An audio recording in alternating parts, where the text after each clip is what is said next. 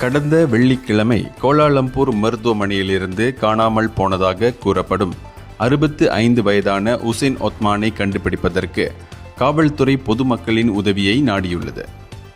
அவர் கடந்த 10ஆம் தேதி இரவு 7:15 மணியளவில் காணாமல் போனதாக காவல்துறைக்கு தகவல் கிடைத்தது என்று டாங் வாங்கி மாவட்ட காவல்துறை தலைவர் ஏசிபி சுலிஸ்மி அஃபெண்டி சுலைமான் கூறினார்.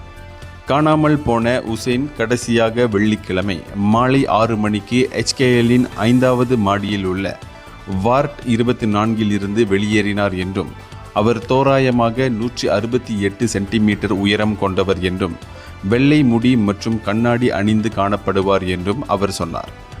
மேலும் அவர் கடைசியாக மினி லவ் லோகோவுடன் சாம்பல் நிற சட்டை, சாம்பல் நிற ஷார்ட்ஸ் மற்றும் செருப்புகள் அணிந்து சிவப்பு மற்றும் வெள்ளை நிற பிளாஸ்டிக் பேக்கை எடுத்துச் சென்றார் என்று அவர் நேற்று வெளியிட்டுள்ள ஒரு அறிக்கையில் தெரிவிக்கப்பட்டுள்ளது. உசேன் இருக்கும் இடத்தை பற்றிய தகவல் தெரிந்தவர்கள் டாங் வாங்கி காவல் நிலையத்தை 03-2600-2264 என்ற எண்ணில் அல்லது டாங் வாங்கி IPD கட்டுப்பாட்டு மையத்தை 03-2600-2222 என்ற எண்ணில் தொடர்பு கொள்ளலாம். இந்தியர்களின் இதய குரல் மக்களோசை.